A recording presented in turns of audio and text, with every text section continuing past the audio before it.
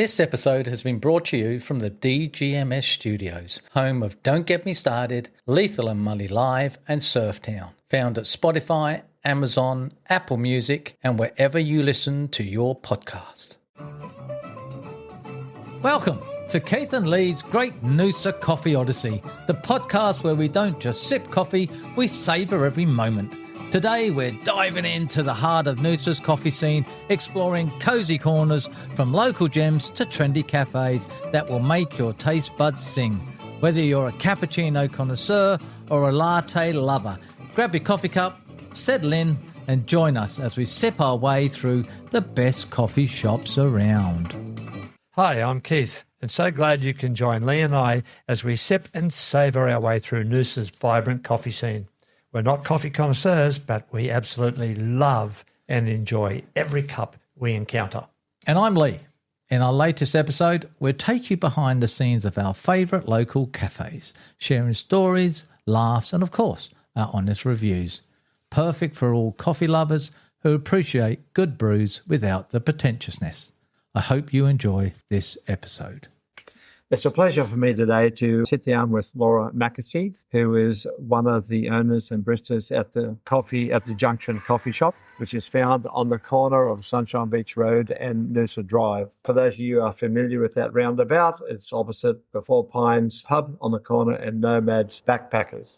It's great to have you here, Laura. You are a barista. Yes, I am. Now, Lee and I, we're the hosts of the Great Noosa Coffee Odyssey, and what we've been doing, we go around to different coffee shops and we talk about how we find it in those coffee shops and give a general review concerning the shop and the ambience of the coffee, etc. But you are a barista, so it's a pleasure today to be able to sit with you and ask you a few questions and to get your insights on the coffee culture of Noosa or even just the coffee culture. So my first question to you is, how on earth did you find yourself becoming a barista?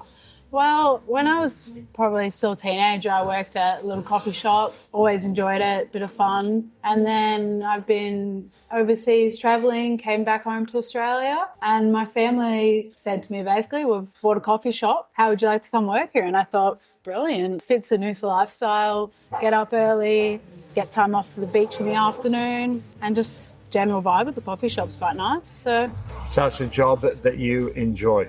Definitely would say so, yeah. It fits in with your lifestyle. Is there anything in particular about all of that, being a barista, that you find that you're in the coffee culture of Noosa? Is there a sense of fraternity belonging to all of that? Yeah, definitely. I'd say we get lots of locals that come in, just like socialising, chatting, like they might all be down for their morning swims here, down at the main beach. A couple of our regulars will come in. They'll update me on the waves, how they're going and doing. But no, it's pretty nice here, the coffee culture, I think. It's on the edge of a busy roundabout. Yeah. There's a bit of a big tree out there that obscures the view to this coffee shop, this destination a little bit. So it's easy to drive past and miss it. Are you finding that a lot of people just know that it's here and the coffee is good and they come here because they know they're going to get quality? I'm finding we have a bit of a mix. We're right opposite of Backpackers, so we find we get lots of them actually coming in and getting their iced lattes, and often what happens is they'll be here for a week and then kind of come in every day of the week. And we have a lot of holiday goers as well that come up on foot traffic, kind of come past, come in one day, quite like the coffee, and usually they end up coming in every day of their holiday, so it's quite nice. Well, it's a great little coffee shop. Yeah. You know, I have the sense when I come here that I'm coming into a coffee shop, not a store that sells coffee. Definitely. So are you very conscious of keeping that ambience?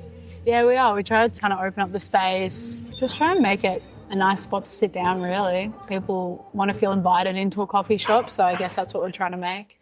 If I was to come in here and just chill with my PC and done a little bit of work on my computer, I'd be quite welcome to sit here for an hour or so. Yeah, definitely. We have people that come in for like 3-4 hours a day. They get in there, whatever their work done. Some people come in, play cards. It's definitely a nice place to sit and just kind of chat, be by yourself, whatever you feel like doing, really.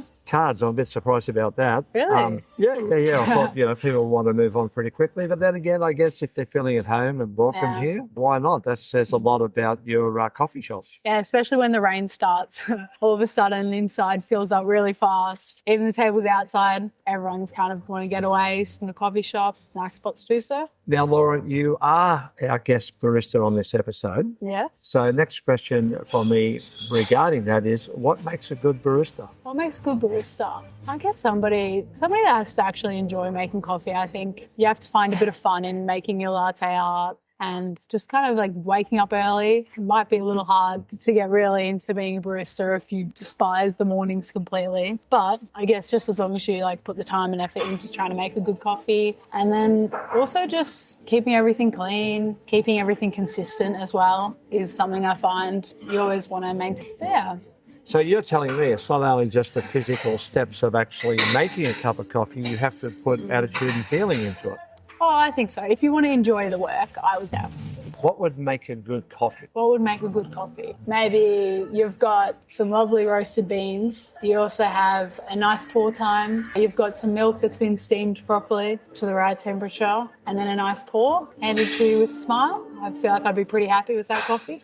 So it's as simple as that. The right beans, heating your milk to the right temperature. Yeah. And is there any other little steps that go along with getting your pour times of your coffees nice. Also just making sure, what else have we got? The texture of your coffee, depending on some people are real picky about their flat whites or their cappuccinos being extra frothy. But definitely the beans are pretty nice, having a good roast of beans and then making sure your pour time of the coffee isn't crazy long or super short. Sometimes it can make a coffee a bit bitter or a bit, not to everyone's taste. But yeah, and then just some nicely steamed milk by your barista, and usually it comes together pretty easily.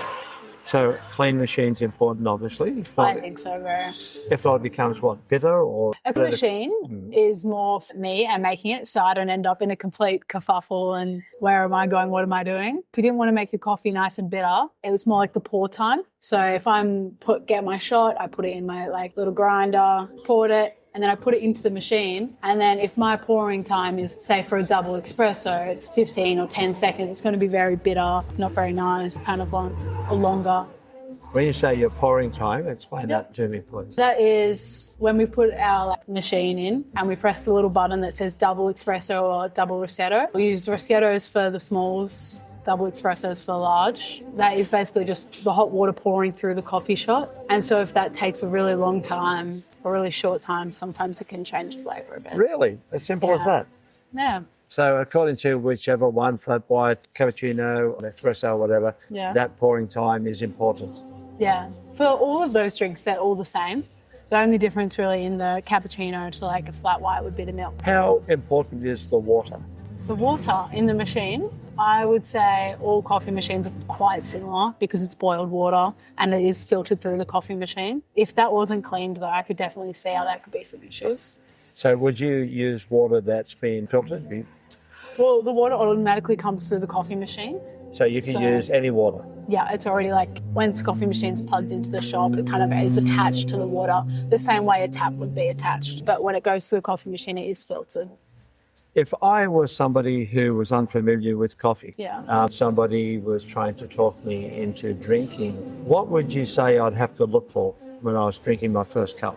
And you're drinking your first cup of coffee, I honestly think just personal preference. If that is something that you enjoy, taste the flavours, see what you enjoy, maybe go to a different couple coffee shops, one that maybe had a darker roast versus a lighter roast, because some coffee shops have weaker and stronger coffee, just depends on the beans and the roast. I feel like coffee is pretty individual. Some people really enjoy coffee, some people don't like it.